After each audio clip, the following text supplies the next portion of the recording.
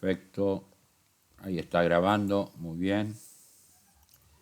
Y vamos a comenzar. A ver, un segundo que hay micrófonos habilitados.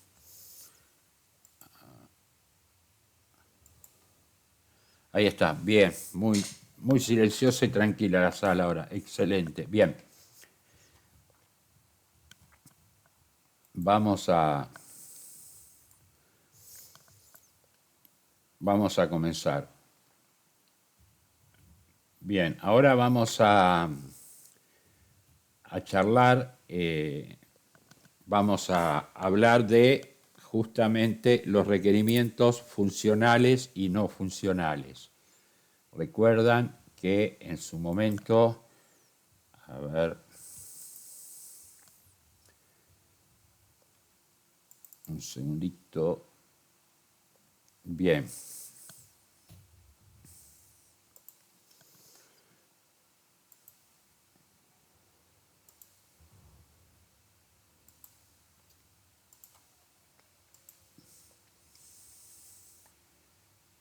Sí, ya lo vamos a hacer, Claudia. Tranquilo, lo vamos a hacer.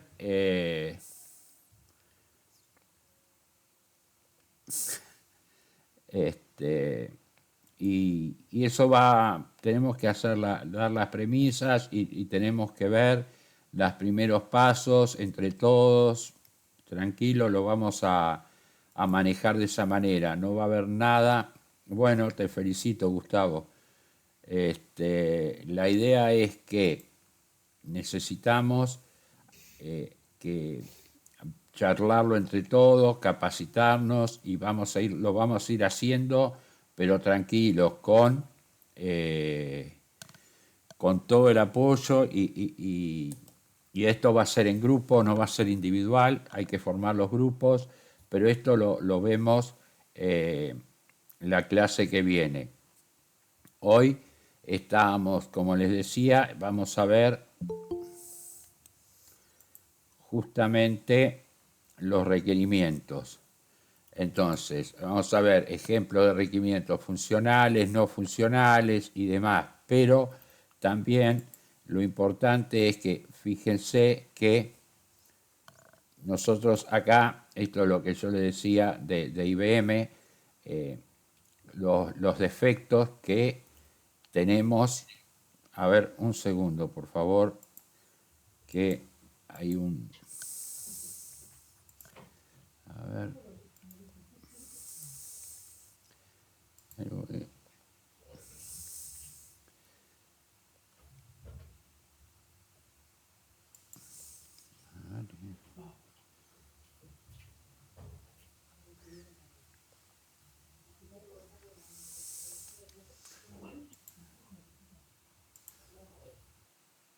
Ahora sí, perfecto.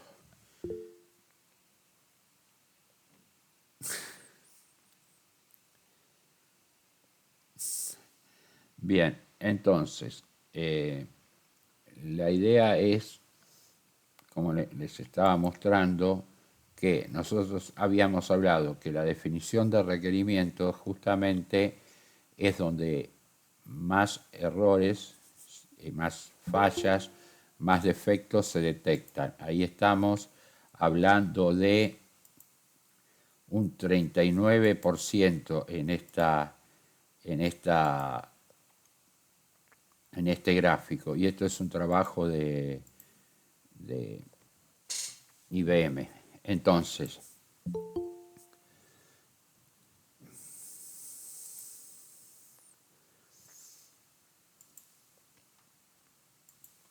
bien.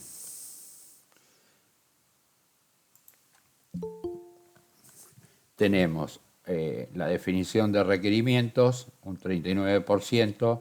Fíjense que en la etapa de diseño es el 1%, perdón, la etapa de producción el 1%, diseño tenemos el 19%, la codificación un 5% y el testeo de aceptación un 5%. Lo que está Muy complicado también es el testeo funcional, donde hay un 31% de la falla. Dice, la mayor causa de defecto es la mala definición de los requerimientos. Justamente esto es lo que se los había comentado en reiteradas oportunidades. Le siguen los defectos de programación. Y por último, pero no por ello menos importante, los defectos no funcionales. Estas tres causas explican el 89% de los defectos del software. Con test case funcionales, automatización y performance, atacamos estas tres causas siendo diferenciales en el mercado. Muy bien, entonces, ahí tenemos en sí cuál es el problema de los defectos, pero seguimos con este tema que la mayor cantidad de defectos se da en la definición de los requerimientos, se da en este punto. Y actualmente hay algunos informes de algunas empresas que lo elevan un poco más, 42, 45%, en la etapa de definición o análisis de requerimientos. Bien, entonces, sí hago. Profe, una consulta. ¿Definir un requerimiento sería definir una funcionalidad de una aplicación, por ejemplo? No, vamos más despacio. Nosotros tenemos un proyecto y el analista funcional / product owner nos presenta lo que el cliente necesita y nosotros tenemos que analizar esto, plantear las preguntas y sugerir cómo hacerlo. Ahí estamos haciendo un análisis de requerimientos. Vamos a manejarnos con esta simpleza en este primer acercamiento, Agos. Es eso, nosotros tenemos que ver. Ahora vamos a ver los ejemplos y vamos a ver todo esto. ¿Qué material, Sole? ¿El de QA? No, el que estás proyectando ahora. No, el de QA no, se lo subo al Drive si quieren, no hay ningún problema. Entonces esta es 23, 7, 13. Vamos anotando el Drive con SQA. Bien. Listo, Gracias. ya lo anoto. Por favor, Sole, ningún problema. Sí, claro que lo subo. Por favor, Mica. Bien. Muy bien. Entonces, estamos en que hablamos que la mayor cantidad de errores se da en esta etapa.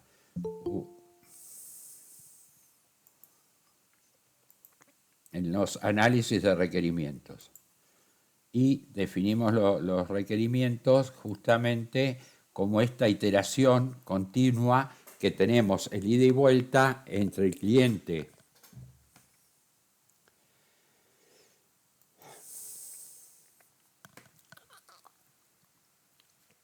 a ver si ahora me marca menos que se corta la comunicación. Ahí está.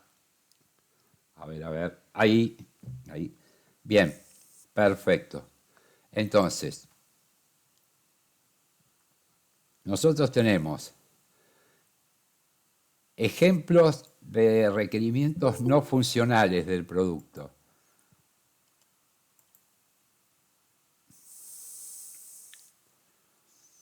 No.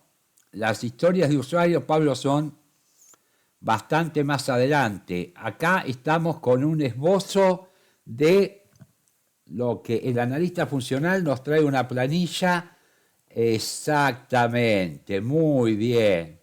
Ahí vamos, Florida, con las necesidades explícitas e implícitas. Sí, exactamente. Muy bien, por ahí va. ¿Se entiende? ¿Se va entendiendo? Exacto. No, estamos lejos del primer sprint. Estamos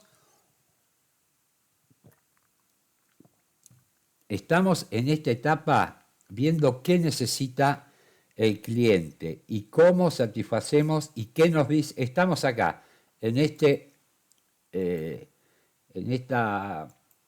No estamos viendo la presentación, ¿eh? Ahora estoy compartiendo. Tranquilito. Acá estamos. Nosotros ahora en este momento estamos acá. Fíjense que esto es lo que les decía, lo que nosotros tenemos que lograr una armonía, un proyecto entre la solicitud del usuario y lo que necesita el usuario. Evidentemente están todas las partes de la empresa involucradas en esto. Entonces, tenemos que llegar que entre esto y esto, lo que nos dice el usuario que necesita y lo que el usuario realmente necesita es pulir eso, hacer que esto sea tan maduro como, a ver, Pablo, esto es así, lo aclaro por necesidad, estamos exactamente, ahí está. No hablemos de backlog, no hablemos de esto porque es para todo el mundo, hay gente que está empezando y esta gente, con toda esta terminología, se confunde muchísimo. La idea es que nosotros estamos iniciando un proyecto, el cliente nos pide algo y justamente como es en la etapa donde mayor cantidad de errores se da, lo tenemos que pulir de la mejor manera posible. Y además, esto es un trabajo en metodologías tradicionales del analista funcional. Y esto está muy bueno porque les permite a ustedes desempeñar ese rol profesional, tener la capacitación de trabajar como analistas funcionales y, bueno, conocer todo esto que son las técnicas que nosotros tenemos que realizar. Esa es la realidad. Ahí está, estamos en la primera reunión con el cliente y el PO. Bien, sí, Agos, te escucho. Profe, entonces sería que se producen más errores porque directamente se entendería mal lo que el cliente está pidiendo, ¿no? No, el cliente pide una cosa que tal vez no se entienda mal, es que el cliente no está pidiendo lo que realmente necesita. Por eso nosotros tenemos que ir puliendo, puede ser una mezcla de todo, por eso Sí, el analista funcional, esto no se hace de una sola vez, Agos. Esto tiene claro, distintas iteraciones, distintas versiones claro. y además nosotros, además de preguntar, podemos sugerir, cosa que cuando Bien, estamos haciendo un caso de prueba no podemos sugerir cómo solucionarlo. Solamente si claro, es caja negra reportamos, claro. escalamos eso. Acá no. Esta etapa es Bien, distinta porque no solo preguntamos las dudas que tenemos, sino además sugerimos soluciones, damos alternativas. Eh, bien. Esa es la gran diferencia con lo demás. Sí, Maximiliano, te escucho. Hola, ¿qué tal? Quería compartir un ejemplo, a ver si más o menos se adecua un poco. Vamos, vamos. Eh, yo hace poco tuve que ir a una oficina, bueno, yo hago lo que es más que nada redes y reparación de soporte de sistema y todo eso, hardware. Y bueno, resulta que esta oficina tenía máquinas un poco viejas y ellos lo que querían, básicamente, lo que me pedían era formatearlas, reinstalar el sistema operativo, porque obviamente eso te da una mayor velocidad en muchos casos. La máquina suele andar mejor con un sistema operativo nuevo, recién instalado. Pero también, por ejemplo, yo le dije, mirá, si vos querés que realmente ande mejor también, te puedo sugerir ver qué memoria RAM tienen las computadoras, porque quizás deberías, le dije, deberías aumentar un poco la capacidad de la RAM, porque el Windows tiene un cierto requerimiento de RAM para andar bien. Además, le dije que debería ponerle discos sólidos y la clienta me dijo, sí, me parece que algunas compus le pusieron discos sólidos. Le digo, perfecto, le digo, ¿querés que te chequee si realmente tienen discos sólidos? Le digo, ah, bueno, me dice, yo se lo hice gratuitamente, ¿no? Por supuesto. Bueno, le chequeé y resulta que varias máquinas que supuestamente ya le habían dicho que le habían puesto disco sólido, no le habían puesto disco sólido. O sea, aparte la estafaron, ¿no? Le instalaron discos no sólidos, discos más antiguos, discos SATA común. Y bueno, después el cliente no, bueno, solo quedó ahí en la instalación, después quedó en llamarme. Pero bueno, yo le sugerí eso, yo le sugerí que para que le ande realmente bien, mínimo le tendría que también agregar RAM y le tendría que cambiar a discos sólidos. Claro, Pero el bien. cliente eso no lo contemplaba o no sé.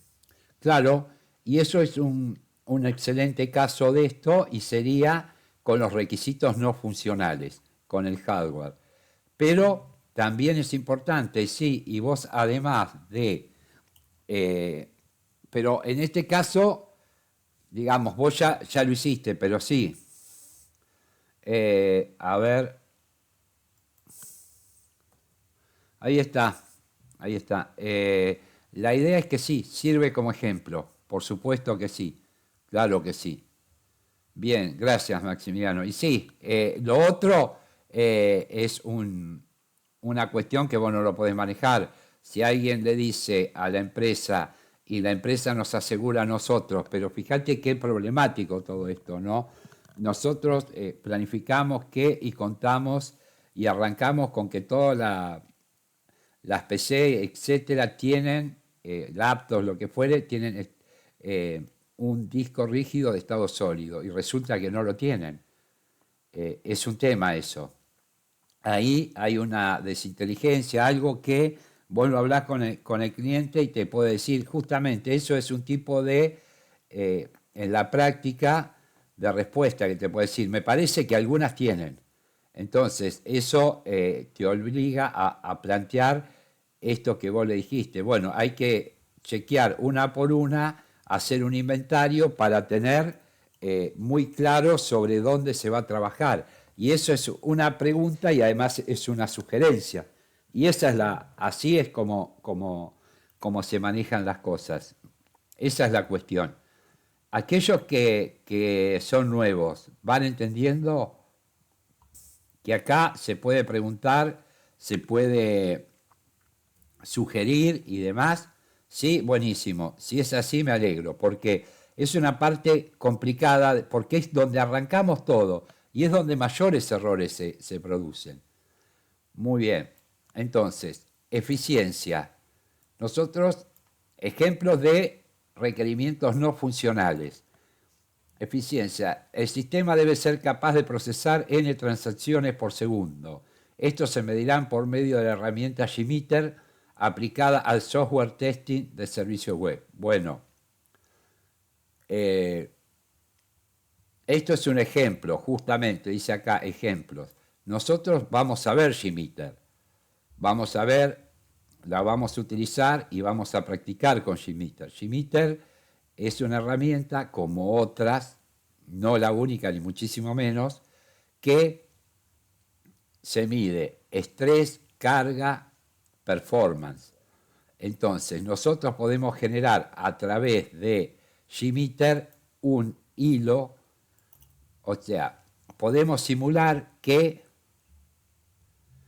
exactamente, Claudia, podemos simular 100 usuarios por segundo, 1000 usuarios por segundo, 10.000 usuarios por segundo cada 10 segundos, y todo eso nos arroja un resultado, obviamente hasta que se satura, pero la idea es que eso se puede medir y se puede informar, por supuesto. Claro que sí, yo les había dicho, hay que tener muchísimo cuidado, bueno, acá Maximiliano también lo puede decir, es que cuando nosotros estamos trabajando en desarrollo o estamos en prueba o estamos trabajando en localhost, local, con el servidor al lado nuestro y sin tráfico, los resultados van a ser excelentes. Ahora, todo eso contratado en un servicio de hosting, llevado a la nube, con los usuarios interactuando con nosotros y demás, va a tener otro desempeño. Sí, claro, es tester no funcional, hago. Sí, claro. Nosotros tenemos acá, JMeter tenía las dos últimas versiones y claro, sí. Esto es tester no funcional, pero lo vamos a ver, y particularmente JMeter. Exactamente, sí. Sí, Agos. Tal cual. Y de esa manera, pero hay que diferenciar esto cuando estamos trabajando sobre el servidor, probando en desarrollo, que cuando estamos trabajando con con el sistema ya en funcionamiento del lado del cliente. Toda funcionalidad del sistema y transacción de negocio debe responderle o debe responder al usuario en menos de 5 segundos. El sistema debe ser capaz de operar adecuadamente hasta con 100.000 usuarios con secciones concurrentes. O sea, que pueden ingresar a utilizar el sistema hasta 100.000 usuarios.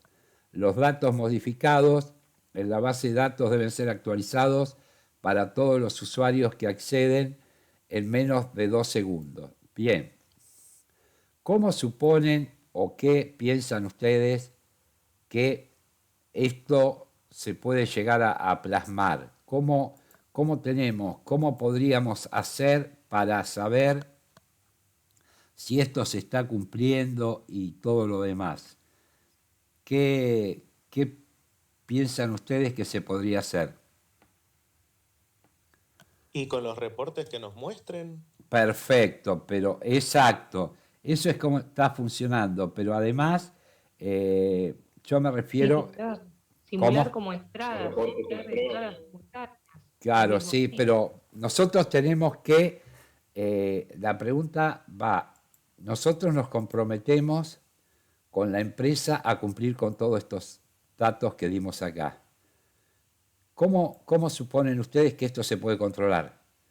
¿O cómo queda plasmado esto? Ahí se le dije la ¿A través respuesta. de pruebas constantes?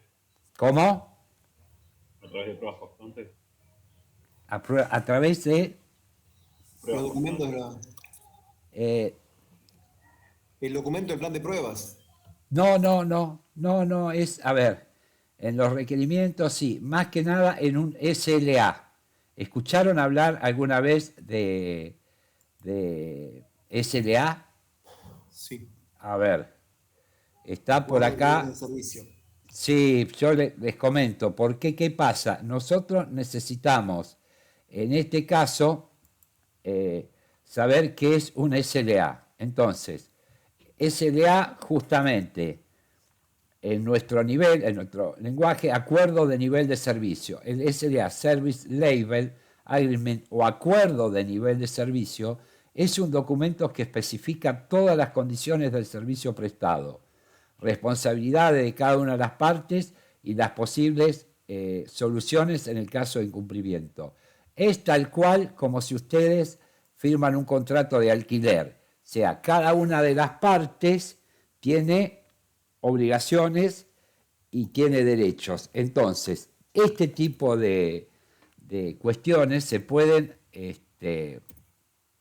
plasmar y registrar en un contrato. Recuerdan que para que algo se pueda mejorar, se tiene que poder medir.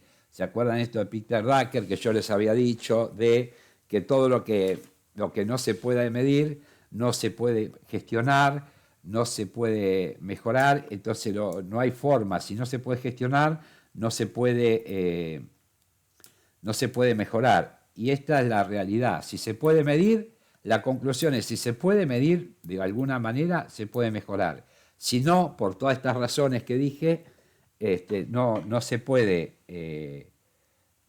mencionar, no se puede mejorar. Esa es la realidad, que nosotros, a través de todo esto, lo tenemos que plasmar en un contrato. Justamente que cuántas transacciones serían necesarias o cuál sería la cantidad máxima de usuarios concurrentes admitidos por el sistema, cuánto demoraría los datos modificados en una base de datos, y todos estos datos tienen que quedar registrado por cualquier incumplimiento. Nosotros siendo la empresa que provee el software, tendríamos que realizar las mejoras necesarias para que esto funcione de esta manera. Bien, esto en cuanto a la eficiencia, estamos hablando de no funcionales, ¿no? Entonces, Profe, perdón, ¿este SLA es como un documento que se confecciona en donde dejamos plasmado el rendimiento que tiene? es un contrato. Nosotros tenemos que cumplir con todas estas pautas porque no solo le damos el software, sino que ese software tiene plasmado. No, es lo que nosotros tenemos que cumplir, Pablo. No es una promesa, es algo como que una se... convención. Como Claro, una es como... No, vos cuando... Sí, perfecto, Agus. Vos cuando firmás un contrato de alquiler, Pablo, no es una promesa, tenés que pagar, porque si no pagás, te desalojan. Y acá, cuando nosotros incumplimos, entran 90 usuarios y se bloquea el sistema, estamos con un problema. Exacto, es un contrato que hay que cumplir. Exactamente, sí, claro. Claro, eso sí. ¿Y hay uno universal o cada empresa brinda uno? No, cada empresa tiene que... Bien. Claro, lo funcional Sole es lo que el sistema tiene que hacer. Te lo digo así como primera instancia, ¿no? Es la parte que el sistema, cómo tiene que funcionar. Y después, todo lo que no es funcional es todo lo que está alrededor del sistema que hace que el sistema funcione. La seguridad, el hardware, las versiones y todo lo demás. Todo lo que hace que ese sistema funcione bien. Y lo otro es lo atinente puntualmente al sistema. ¿Te sirve esta explicación, Sole? Como primer acercamiento. Exacto. Una cosa es que el sistema haga lo que tiene que hacer.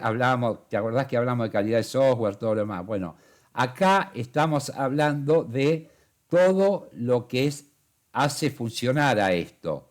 Estuvimos hablando de la parte de eficiencia, cuántos usuarios pueden ingresar, cómo se va a medir esto, qué respuesta tiene que tener las bases de datos, cuántos usuarios. Y ahora, por ejemplo, entramos a la seguridad lógica y de datos.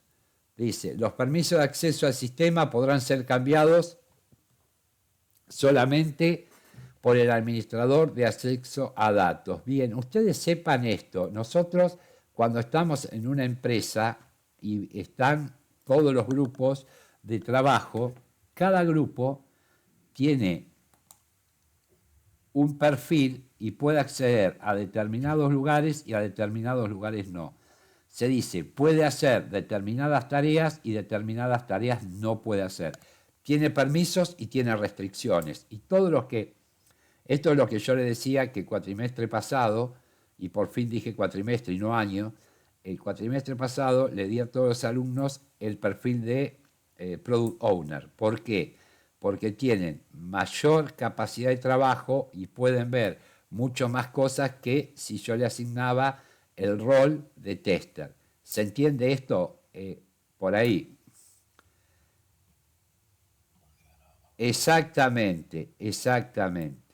Y lo que nosotros decimos es, si nosotros somos tester, bueno, podemos tener tales permisos y tales restricciones. Nosotros como tester o como desarrolladores no podemos ver las bases de datos de los sueldos del personal. Eso lo maneja recursos humanos. Entonces, cada uno, y más esto que estábamos hablando puntualmente acá, es seguridad lógica y de datos. Los permisos, justamente, cada sector tiene determinados accesos y determinadas restricciones.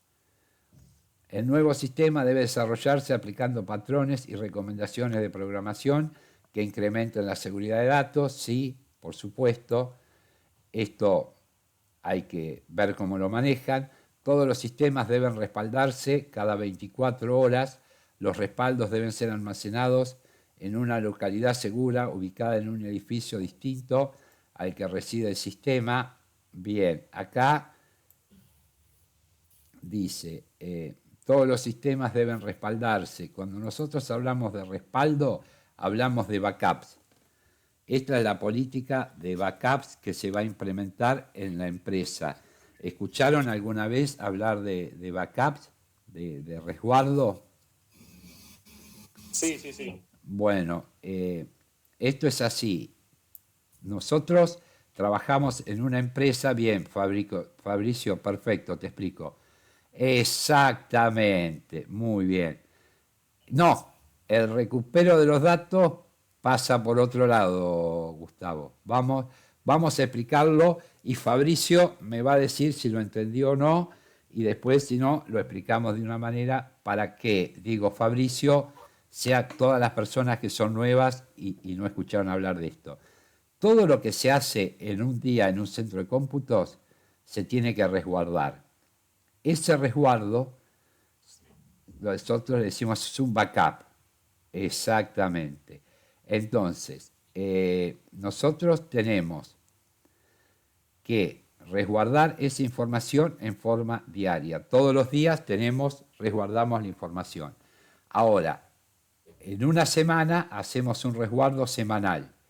Cuando hacemos un resguardo semanal o un backup semanal, todas esas copias diarias se liberan para la próxima semana. Los medios magnéticos, lo que fuere, donde estamos guardando esa información, siempre y cuando no sean discos espejados ni toda esa tecnología. Ahora bien, nosotros hacemos, sí, base de datos, exactamente. Pero no es solo lo que se guarda en las bases de datos, se guarda toda la información sensible. Entonces, a ver, un segundo, hay alguien que tiene un micrófono, por favor que lo cierre. La idea es que nosotros hacemos el backup diario, hacemos un semanal, liberamos los diarios. Espera que estoy escuchando ahora.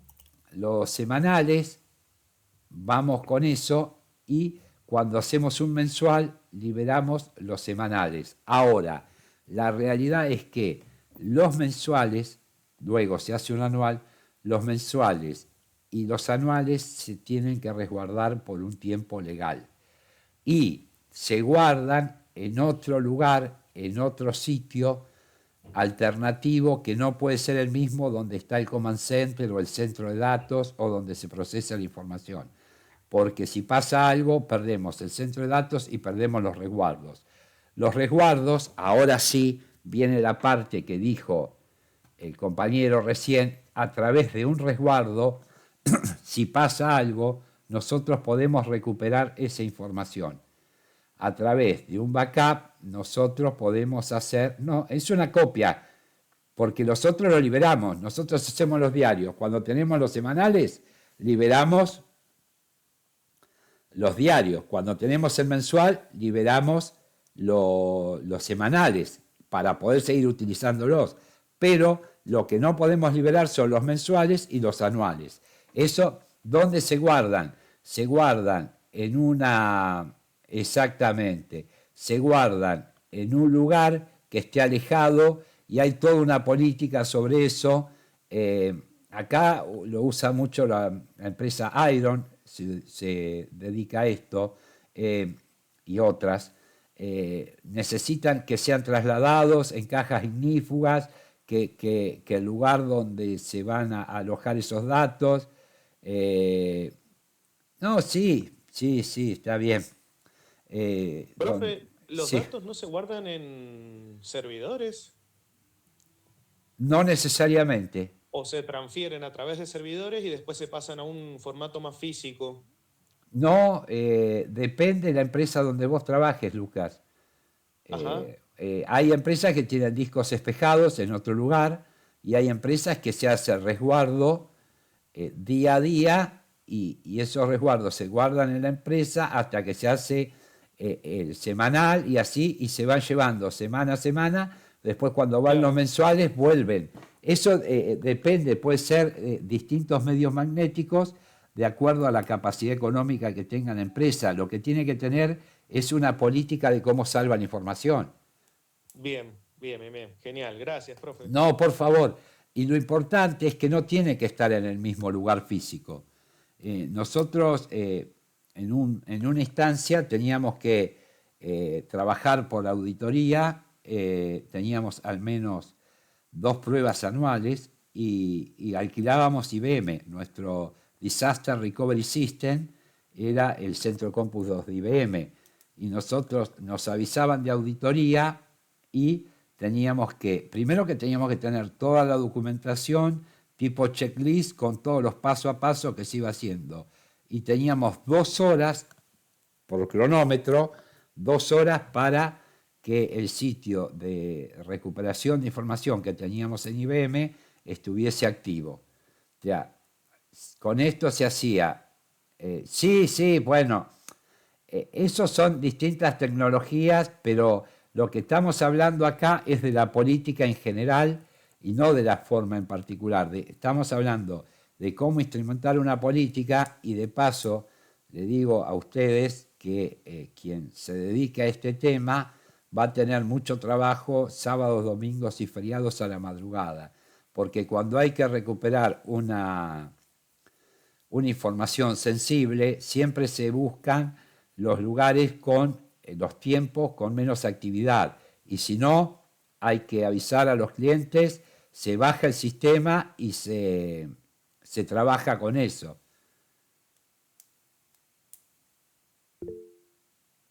Como las aplicaciones de los bancos que cada tanto te mandan un mail y te dicen... Exactamente, "Sábado de 0 a 4 no exactamente, estamos". exactamente. Sí, Agos, te escucho. Profe, hay algo que no entiendo. O sea que la tarea del tester es testear que estos backups se realicen de forma segura o realiza el backup. No. Se llama normalmente en la empresa, depende, hay gente que está especializada en backup y restore, hay otra que es storage, que es el almacenamiento. La idea es que lo que vos tenés que hacer como especialista en esto, en tester, que la información, chequear, testear, probar que la información que se guardó en el medio magnético sea la correcta, que si hay que hacer un restore, significa volver esa información al sistema, esté. Ha pasado muchas veces que cuando vos lo vas a volver atrás una prueba, querés bajar información del backup y no son accesibles. Después, esto que dice, depende de la seguridad del dato, hay empresa, ya lo vamos a ver eso, pero no es esto. Lo que acá está diciendo es que todo lo que pasó tenga un resguardo. Se pierde información por la razón que fuere, tenemos la posibilidad de volver atrás a esa fecha y dejar todo como estaba con anterioridad. ¿Se entiende, Agos? O sea que yo como tester tengo que chequear que tenga acceso a la información siempre, a la anterior. Exactamente. Y supervisar que la información que se va a bajar de esos sea esa información, que no se baje información incorrecta que puede servir para manipular algo o lo que fuere. Por eso es de muchísima responsabilidad este perfil de tester, porque primero que vos imaginate que tenés que chequear que lo que levantó el backup, la información que se resguardó, sea la correcta. Y después, cuando se baja, que la información que se baja o que se recupera, por decirlo de alguna manera, la información que se recupera también sea la correcta. Claro. Y esto sí, esto es un poco lo que dice Claudia, que a veces te aparece un cartelito que dice, tal día, que generalmente son madrugadas de sábado a domingo, no va a estar operativo porque vamos a realizar cambios y demás. Puede ser porque cambian las versiones, porque modifiquen algo, puede ser debido a muchas cosas. Digo que la mecánica que dijo Claudia es muy común y se utiliza mucho. Tal día, a tal hora, no va a haber servicio porque vamos a realizar cambios. No, tampoco son tan explícitos, no te explican el por qué. Depende de la empresa donde trabajes, Pablo. Pero la idea es que hay que ver que el contenido, a ver qué levantó, cuántos gigas de información, qué información levantó, porque no te olvides que todo esto en algún momento va a pasar o puede ser que pase que te pidan recuperar información de alguno de esos que está salvada en algún medio magnético, el que fuera. Entonces digo, si te piden que bajes esa información. Hasta puede ser por un juicio, que un juez pida claro de backup anteriores. Puede ser que se esté, un ejemplo, que un juez dé la orden de bajar para ver los estados de cuenta de un cliente en particular. Y lo tenés que tener, porque lo tenés que tener. Si está dentro de los plazos legales que la información tiene que estar resguardada, la tenemos que tener. Esto es exactamente, Pablo, exactamente. Y hay empresas muy sofisticadas que tienen discos espejados y online. O sea que todo lo que se produce se va resguardando. Entonces, eso es, pero bueno, imagínense el costo de esto, ¿no? Hay empresas de nube que te ofrecen ese servicio también. Quiero decir, están todas las posibilidades tecnológicas. Lo importante para nosotros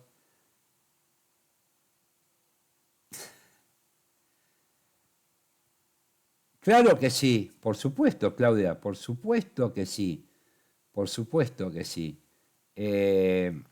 La idea es que, claro que sí, la idea es que nosotros entendamos cómo es la política y que desde mí les diga, bueno, esto se trabaja en altas horas de la madrugada normalmente, cuando se realiza un resguardo de datos. O sea, el backup no hay problema, es normal.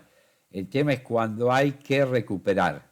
Por eso, normalmente el sector se llama backup y restore. O sea, o backup y recuperación, o salvado y recuperación.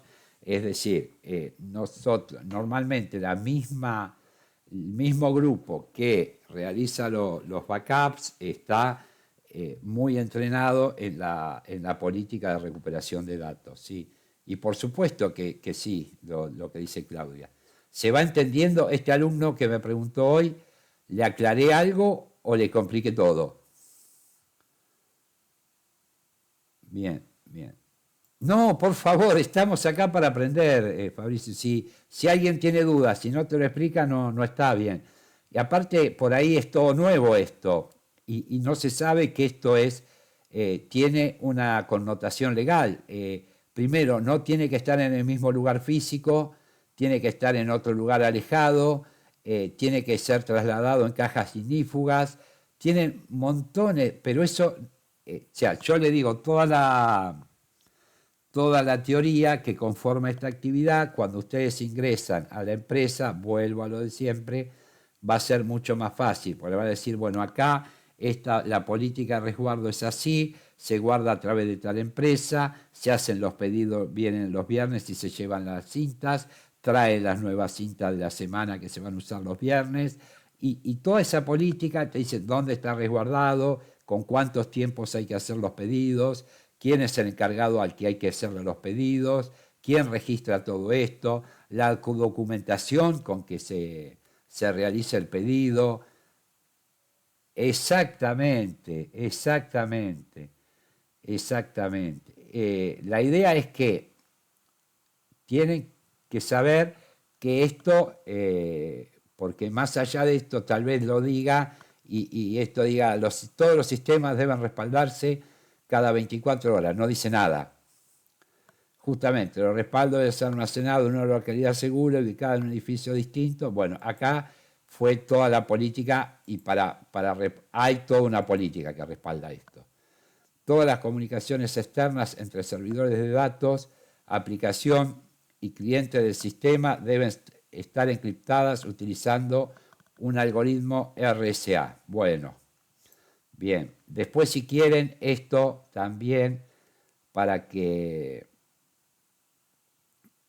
tengan una idea, les voy a comentar algo de este algoritmo. Si quieren, después termino bien el apunte y se lo subo al Drive.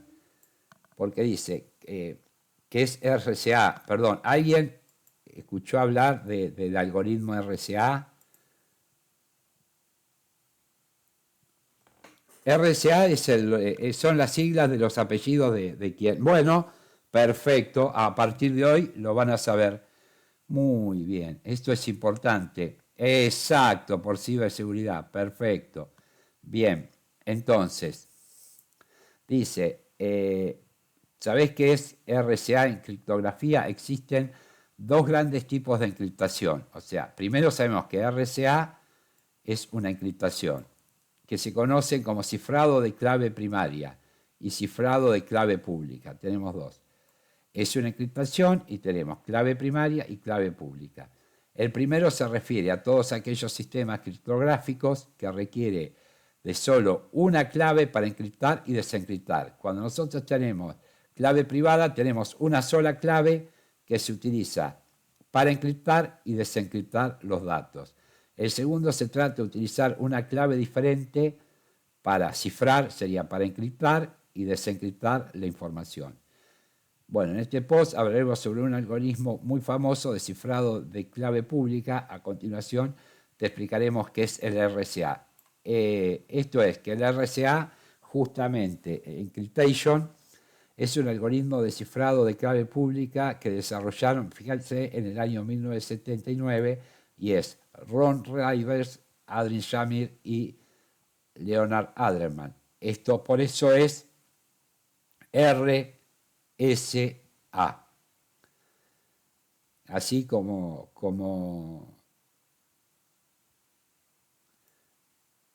es la primera letra del apellido de los creadores.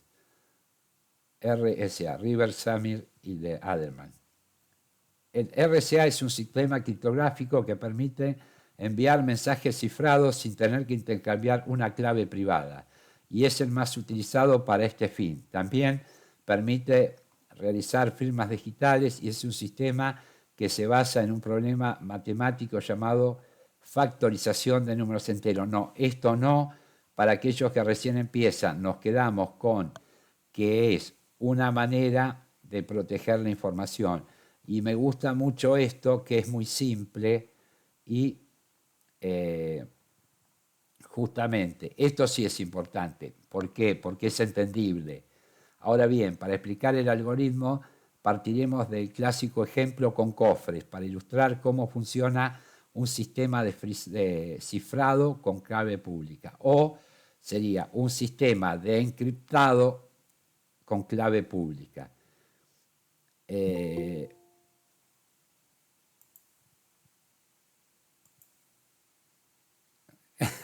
Bien, entonces, Pablo, no hagas preguntas que no son del curso, que yo después me engancho con eso y estamos tratando de armar el curso para que la gente que está recién empezando, eso después lo charlan entre ustedes, no hay ningún problema, pero la idea es que tengan este concepto, ¿no?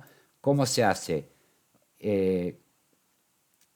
Ejemplo de cifrado de clave pública con cofre. Imagina que Alice le quiere enviar a Bob un mensaje secreto. Para lograrlo, Bob le envía un cofre con un candado abierto, que esa es la clave pública, del cual solo él tiene la llave, que esa es la clave privada. Alicia pone el mensaje dentro del cofre, cierra el candado, por lo que ya nadie tiene acceso a la información. Cuando esta información vuelve, justamente, excepto Bob, que tiene la llave para desbloquear el cofre. Esta es la manera de cómo se maneja un SRA en criptografía. Creo que más allá de hablar de criptomonedas y demás para la gente que está empezando, es importantísimo esta mecánica, es muy simple de explicar. Yo le envío a Claudia un mensaje, un cofre donde ella ingresa el mensaje y cierra el cofre. Cuando me lo reenvía, yo tengo la posibilidad cierta, porque tengo la clave, de poder abrirlo y poder acceder a esa información. ¿Se entiende? ¿Se entiende esto? Sí, hay toda una política de WhatsApp. Perfecto, sí. Pero alguien nuevo que lo entienda. Sí, sí, justamente, exactamente, Claudia. Sí, Agos, me querías decir algo. Sí, profe, para entenderlo lo que la gente que tiene acceso a las bases de datos puede entrar a los datos y las claves están cifradas, ¿es eso o nada que ver? No, no, no. Ah, Las bases de datos, vos manejás el DBA, Database Administrator o administrador de base de datos, sí. lo mismo que hablamos recién, tiene perfiles. No todos los que acceden a una base de datos pueden ver todo. ¿Se entiende? Esto es Ah, cuando los datos viajan. Vos me tenés que transferir, es eh, como lo cifrado extremo a extremo de WhatsApp. pero muy bien. Pero acá te estamos explicando el cómo. Y Ah, RSA, vos a partir de ahora, cuando empieces RSA, va a decir, RSA es por los 3 apellidos de los que sí. crearon esto en 1979. Qué bien. Y después es la metodología. Por eso habla de los cofres. Yo te envío un cofre Sí. con una clave. Vos ingresás la información dentro de ese cofre y me lo reenviás. Y yo tengo Sí. otra clave que lo abre. Entonces, Ujú. puedo acceder a la información sin que otra persona, y si lo intercepta, no lo puede Ah, abrir. claro, solo tiene la clave el que lo recibe y el que lo manda, por decir. Claro, es decir, el que lo manda tiene la clave para cerrarlo.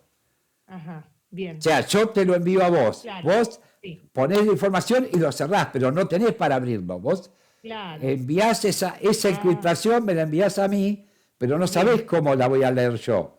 Ah, bien, bárbaro. Genial, profe, mil gracias. Ahora sí. Bien, no, no, es que lo importante de esto es que lo entendamos, no, porque también ahí está, para aquellos que quieren, todo esto que hablan de que está la fórmula, todo, yo se lo subo al Drive, no tengo problema. Digo que para los que empiezan ahora, si entendieron hasta acá, es excelente, pero después, si quieren, no tiene mucho sentido que hablemos de esto. ¿Se entiende? Esto es, acá tenemos, esto es que Alicia envía un mensaje en texto plano en forma de número M que es menor que N, el mensaje cifrado C, que es este, se calcula por medio de la siguiente operación, donde E es la clave pública de Bob. Esta es la clave pública que le envió Bob a Alice para que Alice ingrese el mensaje en la casilla. Y acá después, Bob, con este D, es la forma en que Bob descifra el mensaje de Alice es mediante la siguiente operación, donde D es la otra clave. Entonces, y acá está la generación de claves, todo el algoritmo y demás, que no tiene sentido en este curso. Sí tiene sentido en este curso esto que sepamos. Exacto. Claro, Pablo. Pero hay que darle un ejemplo entendible. Y no con las fórmulas esas que no tienen que hacerlo, sino simplemente entender que, claro, yo te mando, para que vos me envíes una información, utilizás una clave y después yo tengo otra clave y con esa clave la leo. Esa es la realidad. ¿Para qué? Para que no circule información sensible que pueda ser afectada o que pueda ser conocida por las personas que no lo tienen que conocer. Esto es todo el tiempo. Bueno, a ver, hay un tema muy puntual que pasó hace poco, muy poco, acá en el país, y sucede que hay empresas que son atacadas. Entonces te encriptan toda la información de tu propia empresa, los servidores, y te piden que dinero para desencriptártelo, porque no la podés utilizar porque te lo encriptaron. Esos delitos hace bastante tiempo, sí, exactamente, Cristian, exactamente. Usted lo ha dicho. Te encriptan. A ver, es matemáticamente complejo, pero básicamente las dos llaves juntas hacen que un texto sea legible, con una sola no podés. Exactamente. Muy bien, Cristian. Bien, excelente. Todo lo que traté de explicar acá lo escribió Cristian en forma excelente. Te felicito, Cristian. Muy bien. Un ejemplo fácil sería como en las películas que tienen que venir los dos a poner la llave y con una sola llave no pasa nada. Si no ponen las dos llaves, no tiran el misil o cosas así, o abren la caja fuerte, lo que sea. Exactamente, Claudia, pero en este caso tiene la ventaja que no necesariamente tienen que estar juntos. Pueden estar en distintos lugares, pero con esta combinación de claves pueden trasladar esa información y que sea legible solo con el manejo de las claves. Sí, perfecto. Bien, Cristian, te felicito. Muy buena el poder de resumen y muy claro tu definición. ¿Alguien no entendió? Eso también es muy importante.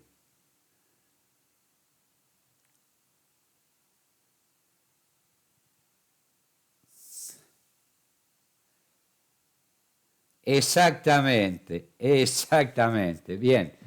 Bien, muy bien. Los que son nuevos, ¿están entendiendo?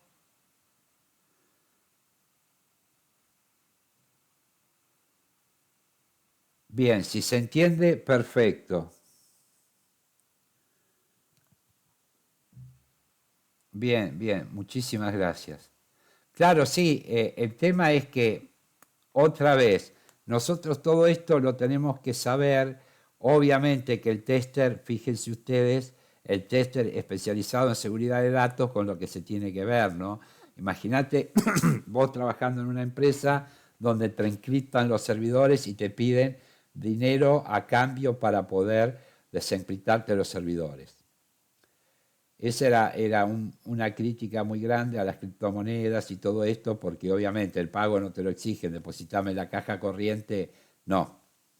Es complejo cómo lo hacen y es complejo cómo te lo cobran. Esa es la realidad. Pero existe muchísimo esto, se ha dado en cantidad de... no digo nada. Pero ha pasado en más de una empresa que dijeron. Bien. Esto del algoritmo SRA, vieron que esto es por los autores, cómo están hechos, cómo va, cómo viene la información. Si se identifican ataques de seguridad o brecha del sistema, el mismo no continuará operando hasta ser desbloqueado por un administrador de seguridad. El otro día, no sé si en esta comisión hablábamos de COBOL, del lenguaje de programación COBOL y los cursos del lenguaje de programación COBOL y todo eso. Bueno, el COBOL se utiliza en unos equipos llamados mainframe de IBM, carísimos, costosísimos, gigantescos. En IBM tenían acá en IBM Martínez tenían un mainframe refrigerado a agua, era una cosa impresionante. Pero justamente porque tienen mainframe, Pablo, el mainframe nunca pudo ser atacado.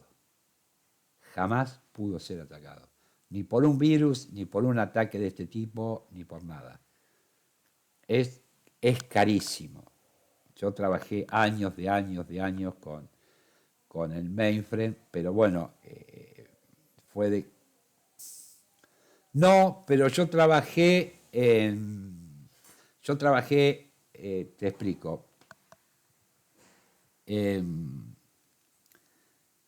trabajé en muchísimas empresas sin cambiarme de silla, cosa que le puede pasar a ustedes.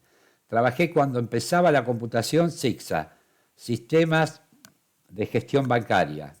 No, Sistema de Gestión Sociedad Anónima. Después fue SIGEVA, Sistema de Gestión Bancaria. Después fue Interbanking, donde se juntó. ¿Qué pasa? Cuando nosotros estábamos en SIGEVA había una red que se llamaba Datanet, otra red Nunet, y se usa muchísimo, Pablo, y ahora se están quedando sin programadores y necesitan programadores COBOL. Entonces, pero siempre tuvimos el centro de resguardo en IBM. O sea, que conozco más gente de IBM que de mi empresa, porque todo lo que teníamos que hacer con los centros alternativos lo teníamos que hacer en IBM. Todas las cuestiones de recuperación de datos, esto que yo le hablaba del Disaster Recovery System, las pruebas de auditoría, todo teníamos contratado a IBM.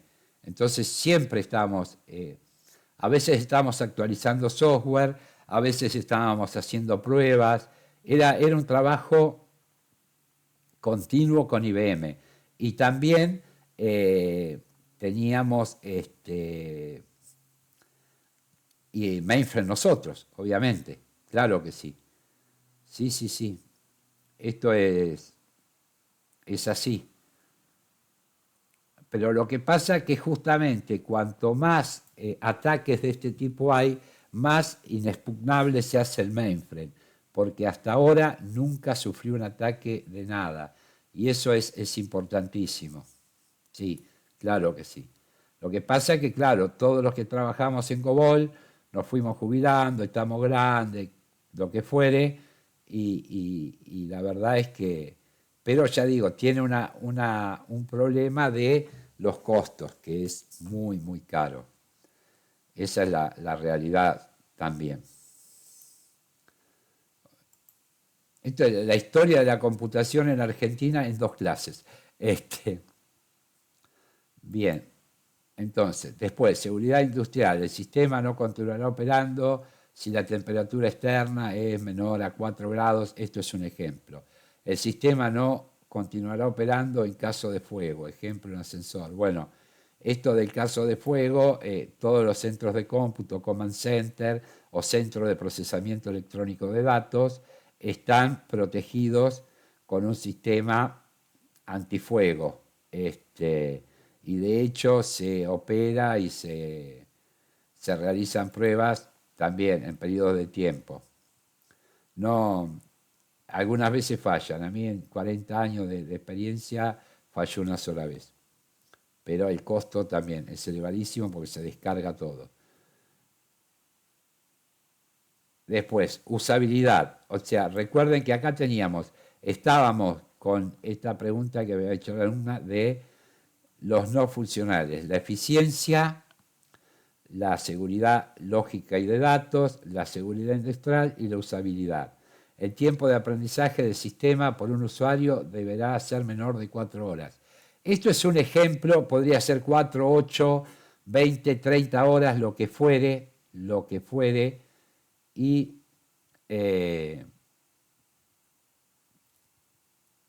es importante. Ya, nosotros debemos, ¿qué nos dice esto? Que tenemos que capacitar al usuario y además tenemos que fijar un tiempo estipulado de cuánto sería el entrenamiento. Esto de 4 horas es un simple ejemplo, podría variar a la cantidad de horas que fuere, pero lo que no podría variar sería que nosotros no tenemos que hacer cargo de capacitar los usuarios.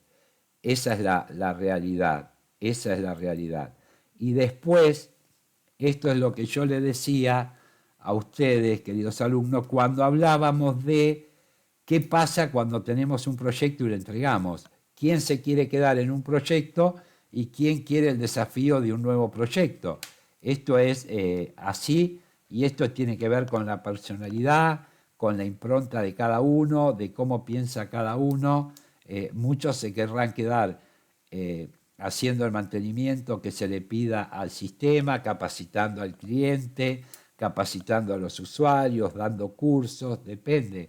Y otros por ahí más técnicos, con un perfil más de desafío, irían directamente. Claro, la realidad, hay gente que, claro, considera que el proyecto es parte de su vida, más cuando son estos proyectos que duran tiempo, ¿no? Pero también convengamos, Claudia, que qué mejor que alguien que estuvo en todas las etapas de formación del proyecto para enseñarte cómo se utiliza el proyecto. Y que cuando haya algún inconveniente o algo de mantenimiento, sepa todo del proyecto. Pero por ahí puede haber alguien que sabe todo exactamente, y se quiere ir a otro proyecto porque le interesan los desafíos. Eso, muy bien, Pablo, ahí va. Ese te lo tomo, lo de zona de confort, salir de esa zona y tomar un nuevo desafío. ¿Por qué no? Pero eso se ve de acuerdo a cada individuo, a cada colaborador. Te escucho, Agos. Sí, profe, cuando comentabas recién de esto de que el usuario tiene que aprender a usar la aplicación en un tiempo estimativo que se pone ahí, 4 horas, ¿qué es la tarea del tester? Chequear que la aplicación sea fácil de utilizar, por decir. No entendí muy bien. No, tu tarea es capacitar al usuario. ¿Y el usuario No, digo, sería? ¿cómo? ¿Quién sería el usuario? Porque el usuario yo lo pienso como no el cliente, sino la persona que utiliza una aplicación, por ejemplo. ¿O cómo sería? Claro, en este caso, si vos le vendés un software, los usuarios serían los recursos que tiene el cliente que van a utilizar ese sistema. Sí. O sea que el tester tiene que explicar el funcionamiento. El tester puede ser una de las personas, generalmente sería el más indicado por todo lo que hablamos recién, con Claudia, que sería la persona que estuvo en todas las instancias de la generación y lo conoce muy, muy bien. Entonces, si además es didáctico, podría perfectamente ser capacitador. Sí, claro que sí. Ajá. O sea que en una empresa, el tester, ¿a quién le enseñaría esto, a usar la Y aplicación? puede ser interno, porque también no te olvides que vos podés hacer en una empresa, capacitar a otro sector de la empresa que cambie algo. Ah, claro. Bien. A ver, la explicación es muy intuitiva, el usuario sabrá cómo se usa. El usuario, bueno, ahí estoy, segunda vez que estoy de acuerdo con Cristian. Esto no se puede decir, por más que se utilice, en la realidad es que se utiliza. No, la mesa de ayuda, a ver.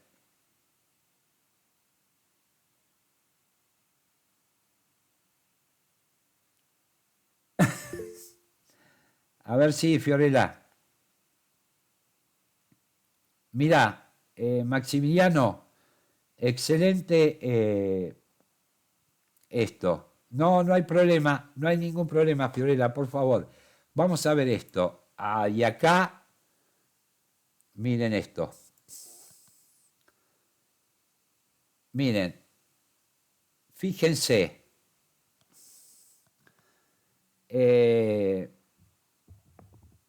¿No se puede agrandar un poquitito? A ver. Se puede agrandar. Creo que lo agrandé mucho, pero te lo voy cambiando así. ¿Te das cuenta? Sus deseos son órdenes.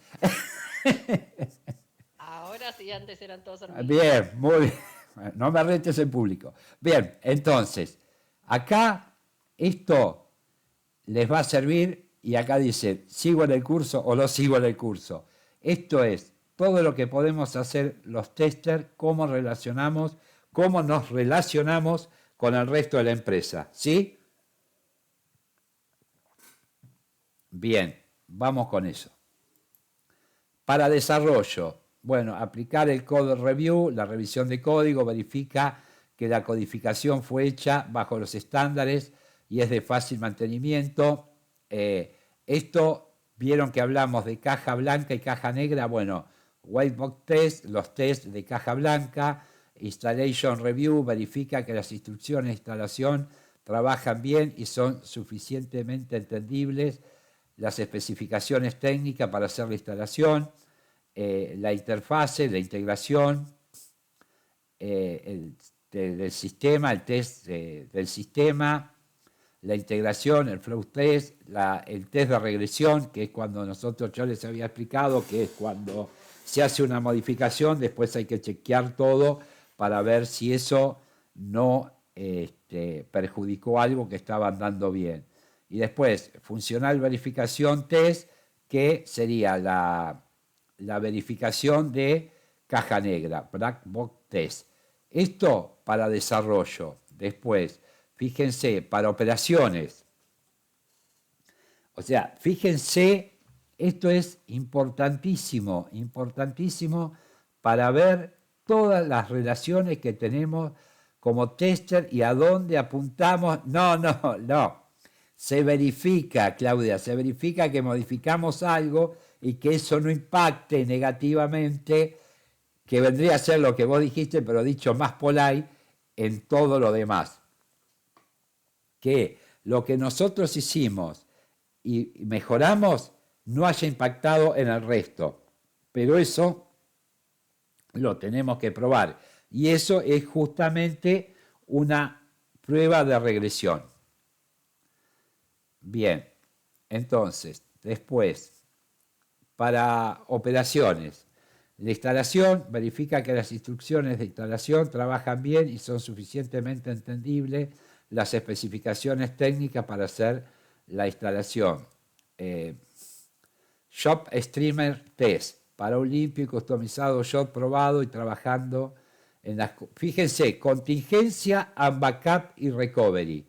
Estamos hablando de contingencia, lo que yo le decía era esto de cuando tenemos que recuperar algo, esto también se puede conocer como Disaster Recovery System o esto, y Backup and Recovery, el salvado de la información y la recuperación de la información. Operacional para recibir una aplicación estable en operación. Nosotros tenemos que justamente lo que nuestro trabajo garantiza es que la aplicación que reciba la gente de operaciones, sea estable. Y fíjense, el Shop Stream Test para un limpio, customizado, shop probado. Bueno, hay en el Shop Stream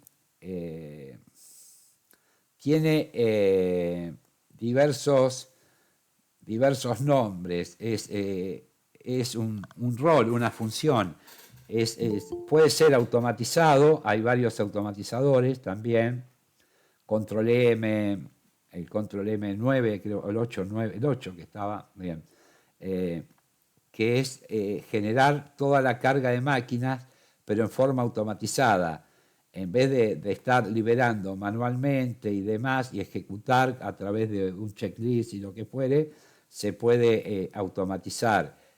Muchos dicen carga de máquinas, Shop Streamer, en otros lugares le pueden llegar a decir dispatcher, depende de la empresa. Por eso nosotros decimos, bueno, trabajábamos con esto, pero la teoría es como muy grande. Después vuelvo a insistir con esto. Cuando vos estás trabajando en una empresa, las pautas son mucho más acotadas y se te entrena para eso. ¿Se está entendiendo? O sea, hasta acá vimos cómo podemos colaborar y estamos viendo cómo podemos colaborar con todos los sectores de la empresa. Todo esto por la excelente pregunta que acá puso Maximiliano, y ahora ya vamos a llegar también al helpdesk o mesa de ayuda, ¿sí? Hasta ahora se va entendiendo. Alguien de los nuevos que me diga no, sí.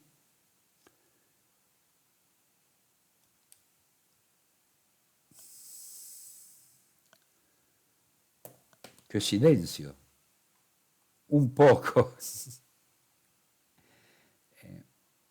La idea es, Fabricio, es que nosotros como tester interactuamos con todo el estamento de la empresa, con todos los sectores tenemos relaciones. Y ahora lo que estamos viendo es qué relaciones tenemos con cada uno de los sectores de la empresa. Exactamente. Muy bien, Claudia.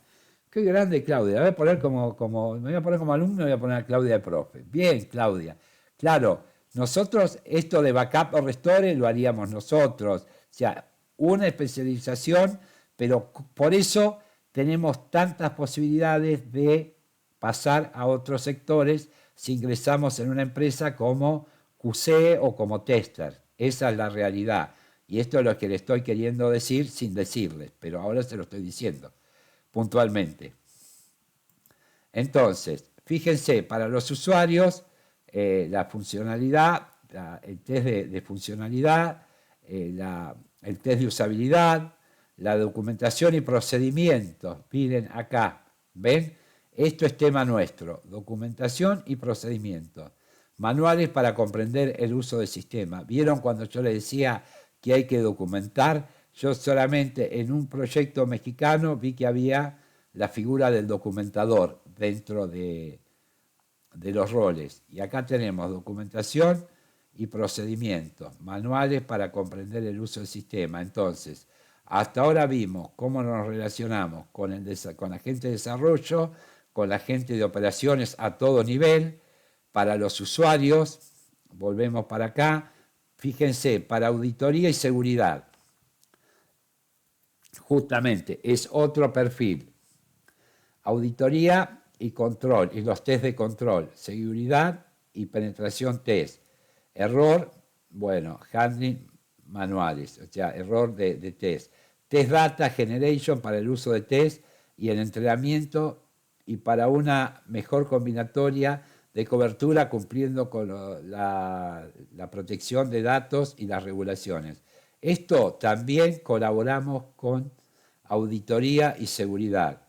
Para training, fíjense, test case para usar, o sea, los casos de prueba que nosotros usamos quedan para entrenamiento y quedan como entrenamiento para ejercicios en training. Los test, cómo preparar los test de datos para el uso en la ejecución de los ejercicios. Fíjense que tenemos también los test case que nosotros hacemos quedan para ser utilizados como ejercicios de capacitación. Y acá la pregunta último, la compañera que habló de la mesa de ayuda, nosotros cómo colaboramos con la mesa de ayuda, que es recíproco, test case para el uso, como ejercicios en training para dar soporte a los usuarios finales. Cuanto más sepamos del sistema, mejor capacitación o mejor soporte vamos a dar a los usuarios finales. Y justamente para preparar la documentación y los procedimientos manuales para comprender el uso del sistema y hacer un mejor soporte al usuario final. Bueno, fíjense ustedes todas las cosas o todas las relaciones que nosotros podemos tener con el resto de la empresa y cómo interactuamos con la gente de auditoría, con la gente de desarrollo, con la gente de operaciones, con la gente de helpdesk o mesa de ayuda, con la gente de capacitación y entrenamiento. Por eso digo que nosotros acá habla que nosotros podríamos colaborar con la gente de capacitación y entrenamiento, pero también, además de preparar a la gente de capacitación, es muy probable que nosotros sea exactamente, pero ese tipo de actividad, como verán ustedes, esto de muchísimo más amplio, muchísimo más amplio.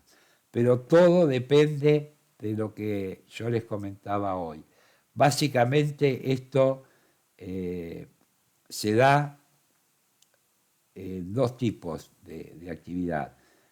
Uno es la persona formada eminentemente técnica que le interesa el desafío de crear o controlar nuevos proyectos, y después el otro que puede participar con todo esto.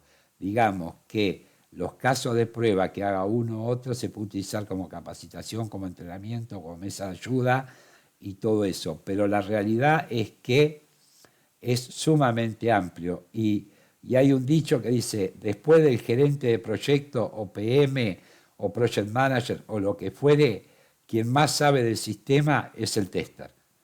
Puntualmente. ¿Por qué? Porque fue probando y está en relación con todo el personal. Claro que sí, Agos. Bienvenida a este curso, que es mucho, por eso yo le decía que esto dice, mucha gente va a decir, se va a plantear, ¿sigo en el curso o no sigo en el curso? Porque es mucho más. Esto cuando yo le decía, y no yo, sino el código de ontología, el tester es muchísimo más que probar sistemas, que decía picar en los programas para descubrir errores, es muchísimo más que eso. Y ahora están empezando a entender que sí, que es muchísimo más que eso. Y que tienen muchas posibilidades, muchísimas posibilidades. Exactamente. Hoy Claudia está afinadísima, está terrible. Bien, muchísimas gracias Claudia por todo lo que colaboraste en la clase de hoy, importantísimo. Mucha gente hoy colaboró y la idea es que este tipo de cuestiones que se puedan hablar y que sean con el máximo respeto y empáticamente, está todo bien. No, uy, uy, uy.